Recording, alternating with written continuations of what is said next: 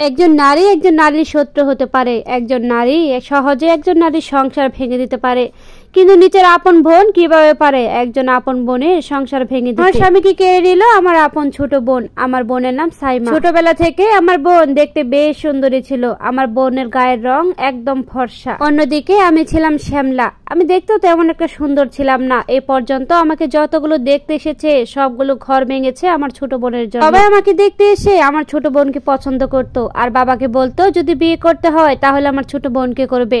কিন্তু আমার বাবা কোনো মতে বড় মেয়েকে রেখে ছোট মেয়েকে আগে বিয়ে দিবেন না। আমার পর অনেক বিয়ে ভেঙে গেছে। অনেক বিয়ে ভেঙে যাওয়ার পর আমার বাবা মানসিকভাবে অনেক ভেঙে পড়েছে।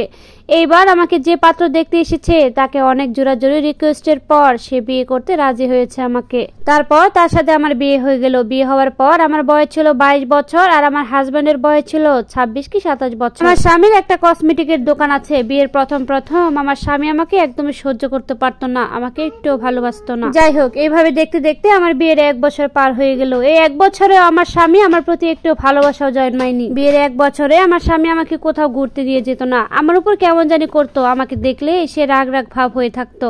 হঠাৎ করে একদিন আমার স্বামী ডেকে নিয়ে বলল, আমার কসমেটিকের দোকানে যত ফর্সাকারী ক্রিম আছে সব তোমাকে এনে দেবো, সব তুমি মেখো। আমি তোমাকে নিয়ে লজ্জায় কোথাও বেরোতে পারি না, কোথাও যেতে পারি না। আমি তোমাকে নিয়ে বন্ধু মহল থেকে শুরু করে আত্মীয় স্বজন কোথাও যেতে পারি না। তোমাকে নিয়ে সবাই আমাকে খোঁটা শোনায়।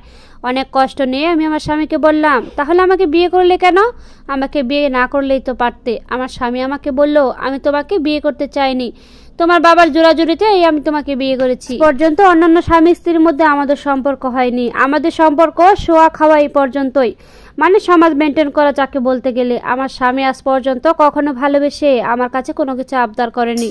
আমিও আজ 1 বছর হয়ে গেল তার কাছে কোনো কিছু আবদার করি না। তারপর আমার স্বামীর কথা মতো সে আমাকে তার দোকান থেকে ফর্সা হওয়া ক্রিম এনে দেয়। আমি সেগুলো মাখতে থাকি। 1 সপ্তাহ পর কোনো রেজাল্ট পেলাম না, বরং আরো আমার মুখে অনেকগুলো ব্রণ এসে ভরে গেল। আমাকে আগের থেকে আরো বেশি খারাপ লাগে দেখতে। আমি তখন আমার স্বামীকে বললাম, চলো তো একটু ডাক্তারের কাছে যাই। আমার স্বামী আমাকে যে কথাটা বললো, সে আমাকে জানালো আমি তোকে নিয়ে কোথাও যেতে পারবো না, তোর পিছনে আমি অনেক টাকা খরচ করেছি, এখন আমার ডাক্তারের খরচ, তোর খাওয়া দাওয়া, এই বাড়িতে আছিস, অনেক টাকা তোর পিছনে খরচ করি। আমার দোকানের লস হবে যেন আমি তোকে অনেকগুলো ক্রিম এনে দিলাম, তাতেও কোনো কাজ হলো না। আজকাল আমার স্বামীর দোকানে আমার ছোট বোন সাইমা অনেক বেশি যাওয়া আসা করে, বলতে গেলে অনেক বেশি। আগে টুকটাক আসতো, এখন অনেক বেশি আসে। আমার স্বামী এসে আমাকে বলতো আজকে দোকানে সাইমা এসেছিল, কিন্তু ইদানিং একটু বেশি আসে আমি লক্ষ্য করলাম। মাঝে মাঝে শুনতে পাই আর তারা শাড়ি দুলাভাই নাকি একা একা ঘুরতে যায়। আমি আমার স্বামীকে বললাম, সাইমাকে তুমি আর দোকানে আসতে দিবে না। একথা শুনে আমার স্বামী আমাকে বলল, কি বলো এইসব, ও তো আমার ছোট বোনের মতো। আমার স্বামী আমাকে বুঝ দিল, তোমার তো কোনো ভাই নেই আর আমারও কোনো বোন নেই, তোমার বোন আমার বোনের মতো। তাছাড়া ও যদি আমার দোকানে আসে তারও একটু ভালো লাগলো আর আমাদেরও একটু ভালো লাগলো। 1000বার মানা করা সত্ত্বেও আমার স্বামী আমার কথা শুনতো না। এখন থেকে প্রায় আমার বোনকে আমাদের বাসায় নিয়ে আসে। ওইদিকে আমার শাশুড়ি আমার বোনকে দেখলে অনেক বেশি খুশি। আমার বোনকে নাকি আমার স্বামী মজার মজার খাবার কিনে দেয়, মাঝে মাঝে ড্রেস কিনে দেয়, কিন্তু বিশ্বাস করেন এই 1 বছরে আমাকে আমার স্বামী কখনো একটি ড্রেসও কিনে দেয়নি। ইদানিং আমার স্বামীর সাথে আমার বোনের সম্পর্কগুলো বেশ সন্দেহজনক। আমার বিয়ের কিছুদিন পর আমার শাশুড়ি আমাকে বলেছিল, তোমাকে একটা কথা বলি শুনো, যত তাড়াতাড়ি পারো একটা বাচ্চা নিয়ে নেও, তাহলে দেখবে তোমাদের মধ্যে যে এত ঝামেলা সেগুলো আর হবে না। আমিও তাই করি, অনেক দিন ধরে একটা বাচ্চা নেওয়ার চেষ্টা করছি। অনেক দিন ধরে চেষ্টা করার পরে যখন আমার বাচ্চা হচ্ছিল না, তখন আমার স্বামীর সাথে বাচ্চা নিয়ে অনেক বেশি ঝামেলা হতো। এমনিতেই আমি দেখতে অসুন্দর, তার মধ্যে বাচ্চা হচ্ছিল না, এই দুইটা বিষয় নিয়ে প্রায় ঝগড়া লেগেই থাকতো। এই সব কিছু নিয়ে ঝামেলার এক পর্যায়ে হঠাৎ করে দেখি আমার স্বামী আমাকে একটা ডিভোর্স লেটার দিয়েছে, মানে আমার স্বামী আমাকে তালাক দিয়ে দিয়েছে। আমি আমার তালাকের কারণ জানতে চাইলে সে আমাকে জানালো আমি দেখতে অসুন্দর, তার মধ্যে আমি 1 বছর হয়ে গেছে তাকে কোনো বাচ্চা দিতে পারি। আমার স্বামী আমাকে বললো, তোকে নিয়ে আমি কোথাও যেতে পারি না, মান সম্মানের ভয় থাকে, তোকে নিয়ে আমি কোথাও বেরোতে পারি না। তার মধ্যে 1 দিন হয়ে গেল তুই আমাকে একটা বাচ্চার মুখ দেখাতে পারলি না, তার জন্য আমি তোকে ছেড়ে দিয়েছি।